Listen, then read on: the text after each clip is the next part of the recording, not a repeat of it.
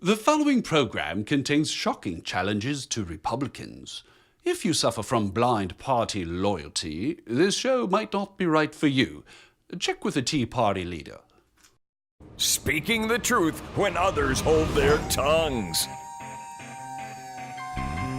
Wrestling for justice with left-wingers and crocodiles. Resisting the temptation to keep the peace at any price. The host who has no equal. He uses sweet and low. Randall Terry. Welcome to today's program, friend, a special edition of Randall Terry, the voice of resistance. We are 1 week out from the election. We're going to talk today about what the principles are behind all of the hubbub. What's at stake, not just for the election day, but after the Republicans are in charge of the House.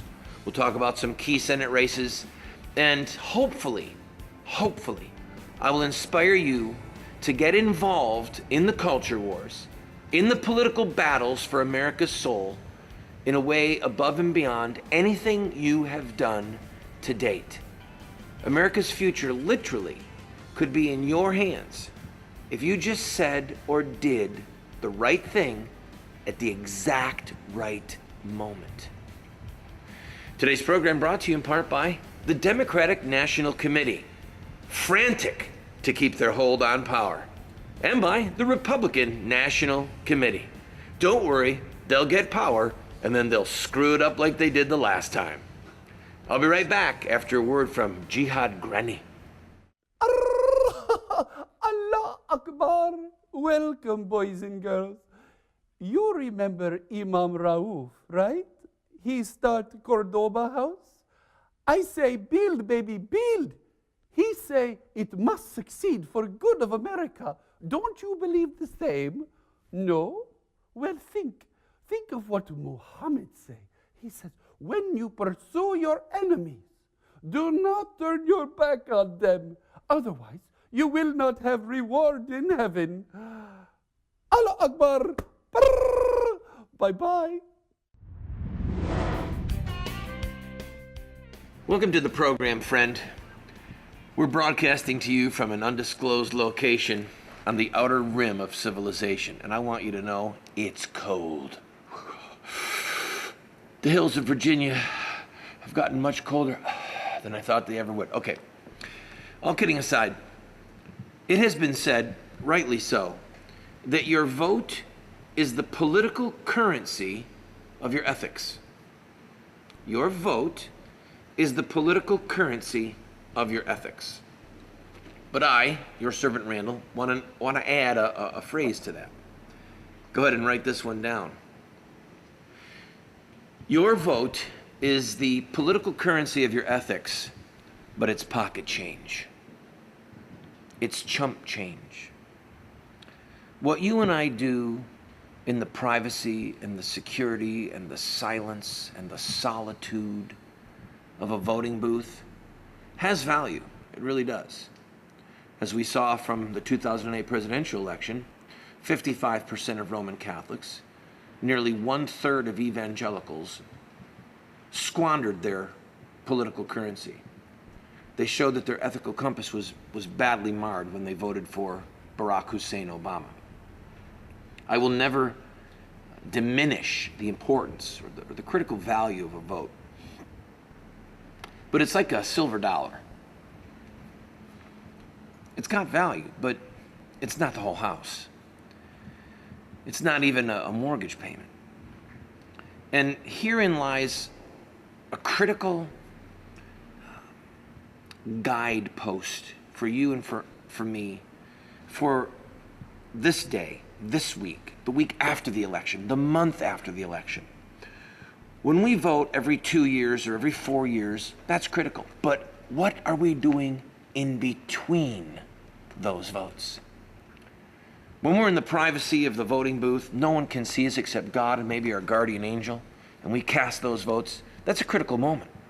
But what are we doing when we're on the housetop? What are we doing, what are we saying when we're near the water cooler at work?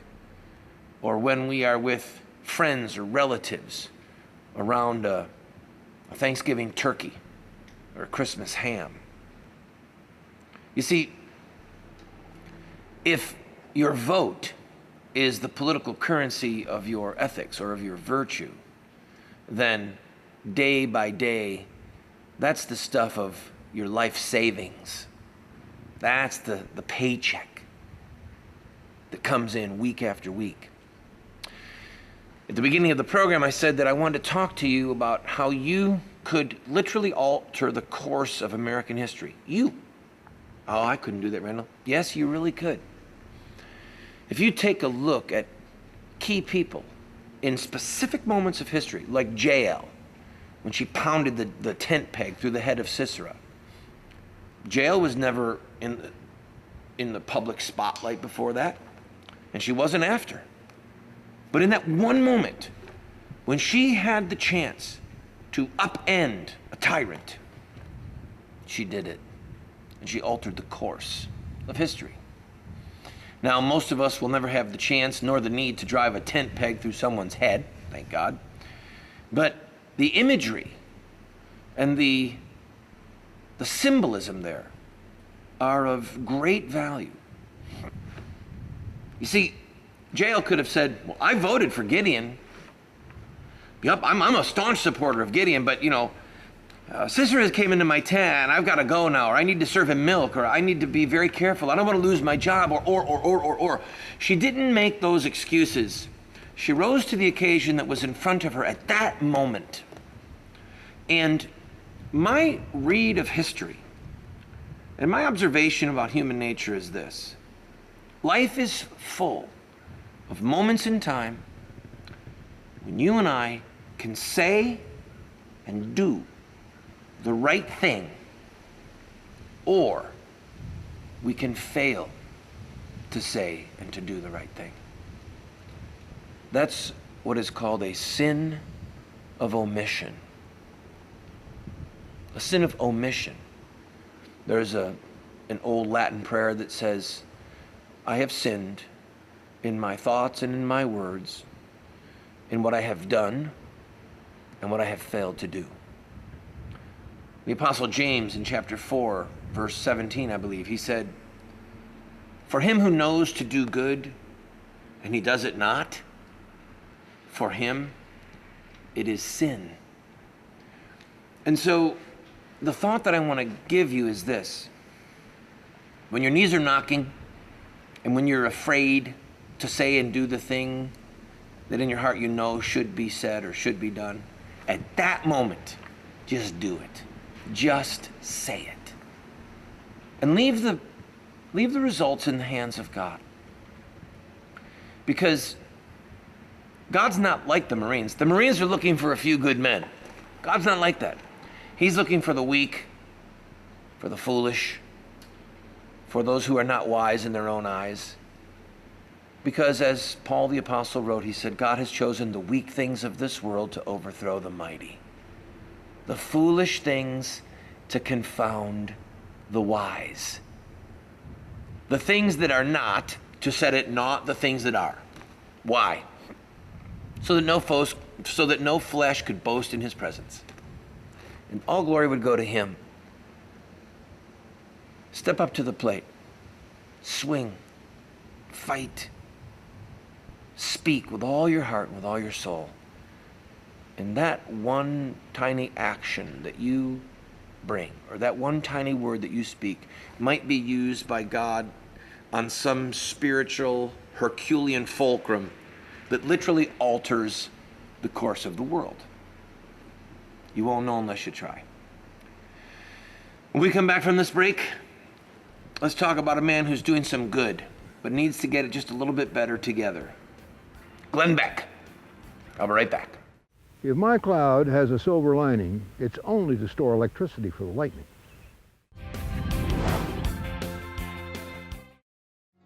Moments with Moses. The Lord will make the pestilence cleave to you until he has consumed you off the land which you are entering to take possession of it. Welcome back to the program, friend. It is actually so hot where we are that we want to put on coats and hats just to cool down. All right, Glenn Beck. There are many people in the Tea Party movement who love him, who adore him, and frankly, I understand why. I'll come back to that in another day on another program, but you've heard of the Drudge Report. You've probably heard of The Blaze if you're a Glenn Beck fan. Basically, it's his website where he's trying to be a competitor to Drudge. The Drudge Report and The Blaze have posted stories about Missy Smith's campaign. We have shown on at least 3 different programs Missy Smith's ads. They're so intense. Go to missysmith2010.com and see them for yourself. You'll understand why they are making national news right now. Literally right now, they are making national news because they're running in our nation's capital, and for the first time, they are showing, unedited, without censorship, the horrid reality of child killing. What it does, what the Supreme Court unleashed on this nation with Roe versus Wade. And by the way, for those female viewers of mine or men who have participated in the death of one of their children, my heart goes out to you. I do not condemn you. I pray for the kindness and the grace and the mercy of God to be your portion. I believe, as Missy says in her ads, that women are exploited by abortion. It's unthinkable. Anyway, the truth of the matter is that almost 45%, 46% of women who are under 50 years old have killed at least one of their babies. So when you're walking around a mall in a major city, 4 out of 10, 5 out of 10 women that you're looking at have participated in the death of one of their own children. It's horrifying, the breadth and the depth of this Holocaust in our culture. Well, back to Glenn Beck. Glenn talked about Missy's ads, and again, I encourage you to go see them. They're incredible. And he said, or whoever wrote the article, not Glenn necessarily, but it was tagged by Glenn, that he was against abortion except for rape, incest, and the life of the mother. And there was this flood, a literal flood of emails against that posting saying, whoa, whoa, whoa, what do you mean rape and incest? You don't kill a baby for the crime of its father.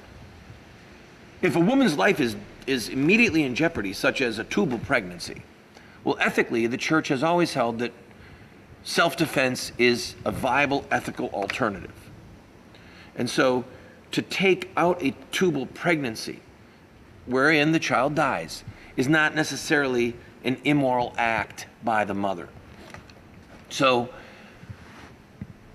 it was really important, it was really critical to see 2 things. Number one, how pro-life people who have their ethical compass to the true North Star, it was critical to see that they leapt to the occasion.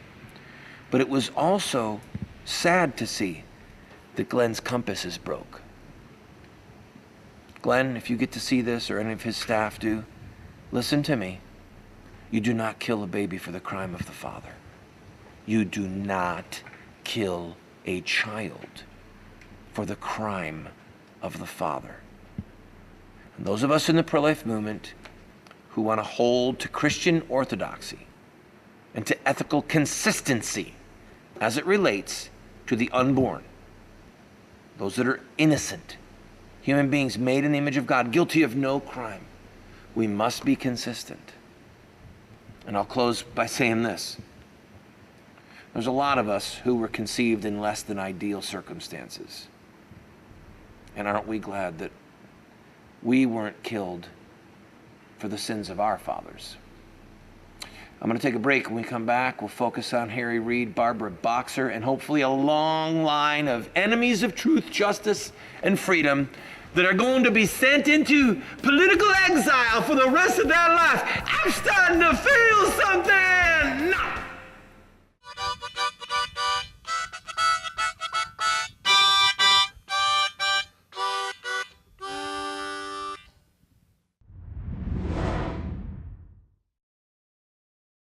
Success cannot be guaranteed. There are no safe battles. Sir Winston Churchill.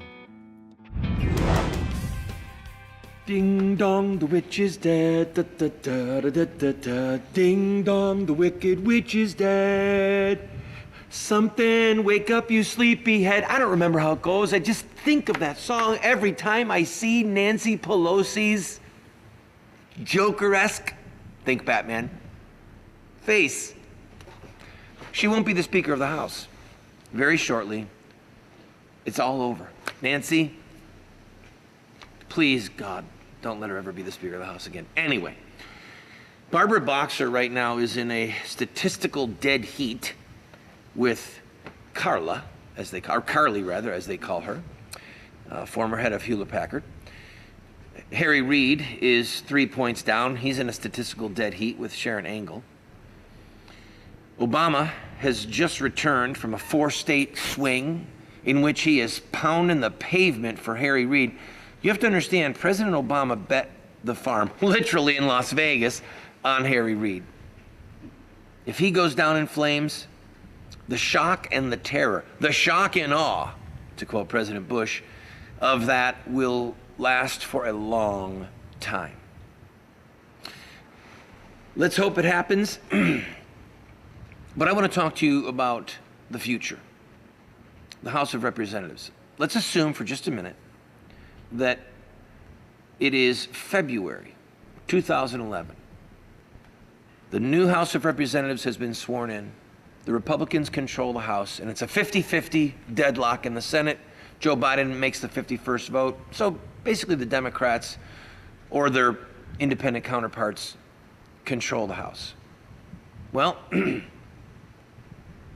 what does it mean for the country? What does it mean for the Republicans to control the House?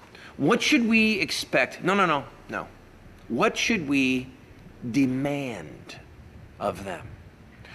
What should be our battle cry so that we say to them, don't mess around with us. Don't betray us. Don't lie to us. Don't take us for granted. What should our message be to those Republicans who rode into power because of the Tea Party movement? Because of disaffected independent and Republican voters and Democratic voters who said, I've had it with Nancy Pelosi and Obama's agenda. What is our message to them? Well, first of all, listen closely to me. Remember what I said in the first part of the show, how you can change the course of history. Don't put down your weaponry. Don't sit back and go, taste the victory. Obama's party no longer controls the House. No, don't do it. Don't. Keep your battle garb on. Keep your political weaponry in your hands. And say, we're going to keep guard here. In fact, we're going to start issuing threats right now to the Republicans who are in control of this House. If you do not repeal Obamacare, you're gone. If you do not defund Obamacare, let's assume you can't repeal it because you just don't have the votes. Well, listen, the Republicans will control the Appropriations Committee. All spending bills, all money that has to be spent originates in the House Appropriations Committee. And if the Republicans don't say no to the spending, they've betrayed us. We have to say to the Republicans, defund Planned Parenthood. You say you're pro-life, you say you're the party of life, defund Planned Parenthood. The largest killer of unborn babies in the history of America. Defund them. And if you don't, we'll know that you are lying, deceiving, power-hungry thieves who have used us for your own political agenda. Don't lay down your weaponry, friends. I'm going to take a quick break. We're putting together a plan right now. Oh, believe me, I know how to be the thorn in the side of a person or of a group of people, and I intend to lead this here uprising.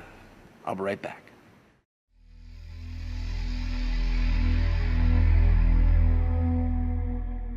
Appoint a wicked man against him. Let an accuser bring him to trial. When he is tried, let him come forth guilty. Let his prayer be counted as sin.